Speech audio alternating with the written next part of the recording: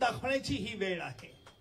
मला ही पूर्ण कल्पना आहे की या मतदारसंघाचं प्रतिनिधित्व अनेक दिग्गज लोकांनी केलेलं आहे। पूनमताई सारख्या तरुण एका धाडसी कार्यकर्त्याने देखील केलेलं आहे। 10 वर्ष त्यांनी संसदेत गाजवले। मला ज्यावेळेला सुषमा सावंतांची माझी भेट झाली त्यावेळेला मला त्यांनी कल्पना ही दिली आणि म्हणून माझा प्रयत्न हे राहील सगळ्यांना बरोबर घेऊन चालणं।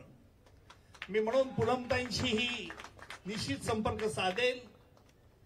काय अडीअडचणी या मतदारसंघात आहेत त्यांच्याकडे जाणून घेईल आणि त्याचं निराकरण करण्याकरता प्रामाणिक प्रयत्न करेन। प्रश्न उरतो, मी एकाएकी अचानकपणे का भाजपत आलो?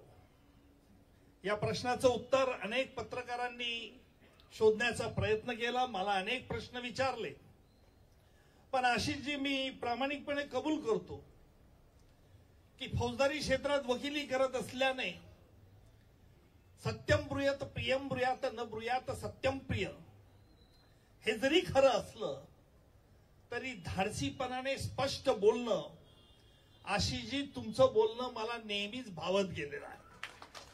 जी गोष्ट मनाला पटली त्या गोष्टी स्पष्टपणे सांगणं हा माझा स्थायी स्वभाव आहे।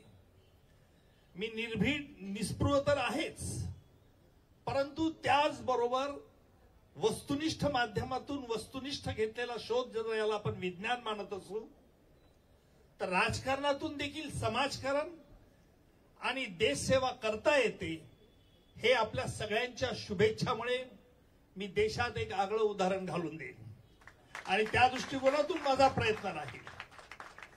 ज्या वेळेला मोदीजींनी सत्ता घेतली आणि प्रधानमंत्री म्हणून काम करू लागले तेव्हा मी एक निरपेक्ष दृष्टिकोनातून हा विचार करत होतो की मोदीजींमध्ये काय वैशिष्ट्य आहे की ज्या संपूर्ण जनता देश त्यांच्या मागे उभा आहे।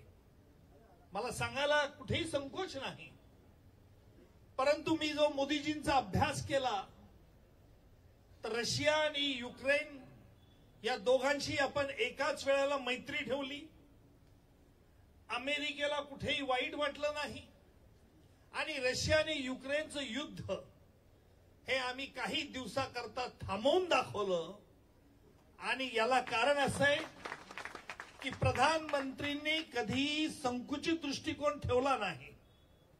कारण असं आहे की पाकिस्तान असेल, अफगाणिस्तान असेल, भारत असेल, या देशातले अनेक विद्यार्थी कुटुंब या युद्धजन्य देशामध्ये राहत होते, शिक्षण घेत होते। प्रधानमंत्रींनी हा कधी विचार केला नाही की हा कुठल्या राष्ट्राचा आहे, पण एक मानव जातीचं कल्याण आमच्या कुठल्या तरुणीला मग तो पाकिस्तानचा असला तरी त्यांना सुरक्षितपणे त्यांच्या देशात पाठवण्याचं कार्य प्रधानमंत्र्यांनी हे केलं। ही किमया 370 कलम असेल, मगाशी आमच्या मित्रांनी उल्लेख केला की घटना बदलण्याबद्दल, परंतु बाबासाहेबांनी जी घटना लिहिली आहे ती कोणी कधीही बदलवणार नाही। प्रधानमंत्र्यांनी तसं स्पष्टपणे सांगितलेलं आहे, परंतु राजकीय विरोधक असा विरोध प्रचार करत असतात। त्या गोबेल्स प्रचाराला आपण कधीही बळी पडता कामा नये। मला तुमच्या सल्ल्याची, तुमच्या मार्ग